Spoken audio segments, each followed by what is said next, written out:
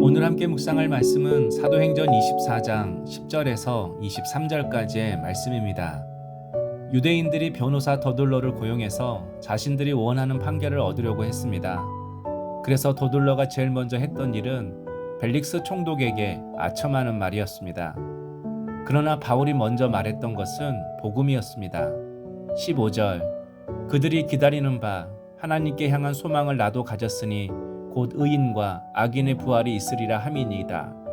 사도 바울은 예루살렘에 와서 자신이 했던 일은 죽은 자의 부활에 대해서 말한 것밖에 없다고 말합니다.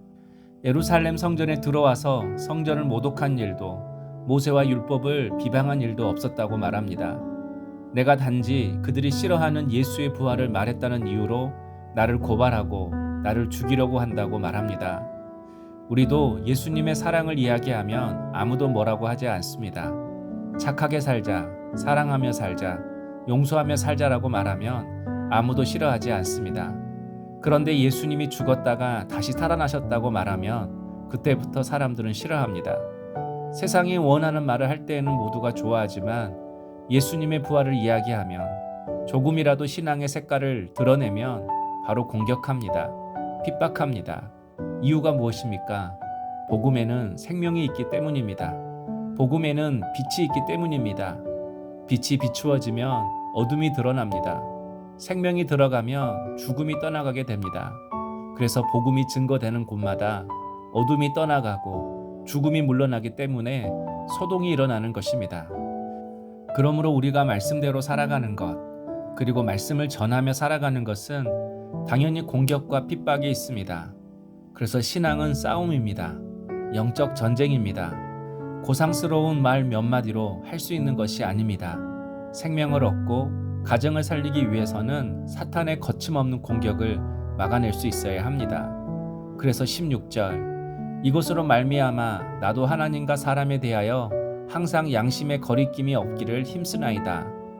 바울은 이제까지 신앙적인 양심을 가지고 살아왔다고 말합니다.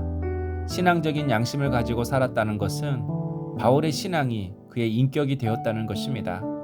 상황에 따라 말이 달라지고 행동이 달라지는 것이 아니라 어떤 상황에도 진리를 말하고 어떤 순간에도 믿음대로 행동하고 억울한 상황에도 감정이 휘둘리지 않고 오직 주님 뜻대로 살았다는 것입니다. 그래서 성도에게 있어서 가장 중요한 것은 신앙 인격입니다. 세상의 성품, 세상의 인격이 아니라 우리의 모습 속에서 주님이 드러나고 주님이 기뻐하시는 선택을 하고 책임을 지며 살아가는 것이 신앙 인격인 것입니다. 그런데 인격이라는 것은 하루아침에 생기지 않습니다. 매일매일 반복이 필요합니다. 불평이 반복이 되면 습관이 되고 습관이 지속이 되면 매사 불평하고 불신하는 인격자로 세워질 수 있습니다. 그러면 결정적인 순간마다 항상 육신의 결정을 내립니다. 하지만 매일매일 믿음의 삶을 살려고 몸부림칠 때 억울하고 힘든 순간에도 흔들리지 않고 하나님의 말씀을 의지할 때 우리는 인생의 중요한 순간에도 주님이 기뻐하시는 결정을 내릴 수 있습니다.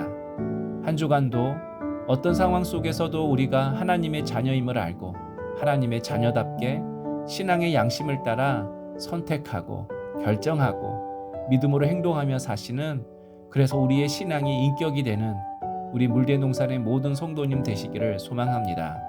적용 질문입니다.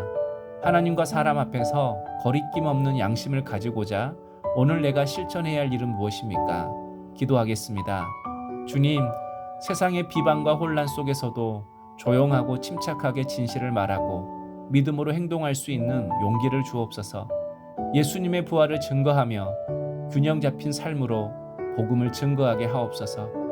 항상 양심에 따라 살게 하시고 하나님의 때를 신뢰하는 믿음을 더하여 주옵소서. 예수님의 이름으로 기도하옵나이다. 아멘.